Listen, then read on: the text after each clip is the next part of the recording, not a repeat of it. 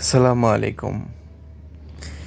যে দেশে মানুষ টাকা ধার দিয়ে আবার নেবার সময় পায় না, ধরেন আমি আপনাকে আপনার বিপদের সময় উপকার করলাম, ধার দিলাম বা যেটাই করলাম দিলাম, ঠিক আছে, আপনি যদি এটা পায়া বইলা যান, মনে না করেন, টাকা সময় মতো ফেরত না দেন,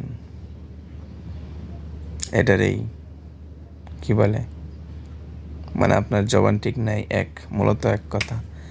আর এক কথা হইলো, যে ধার দেয় তার মন মানসিকতা নষ্ট হয়ে যায়, নেক্সট টাইম দিতে চাইবে না, এটাই স্বাভাবিক, ঠিক আছে।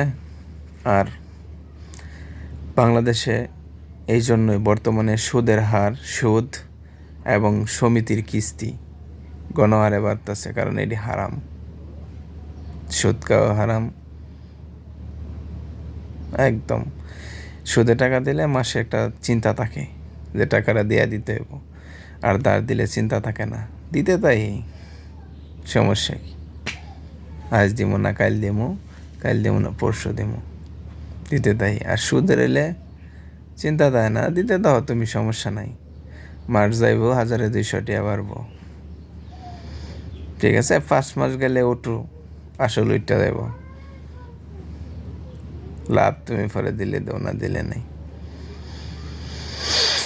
এটাই বাস্তব, যে ধার টাকা মানুষ সহজে ফেরত দিতে চায় না, কিন্তু যদি টাকাটা সুদে নেয় তাহলে মাথায় টেনশন থাকে।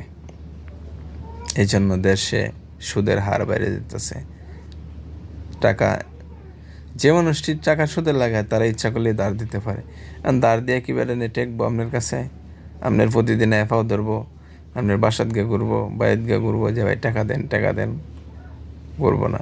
এই জন্যই সুদে নাও, লাভ দাও, শেষ, ধারের দিন শেষ, সুদের বাংলাদেশ, খাও।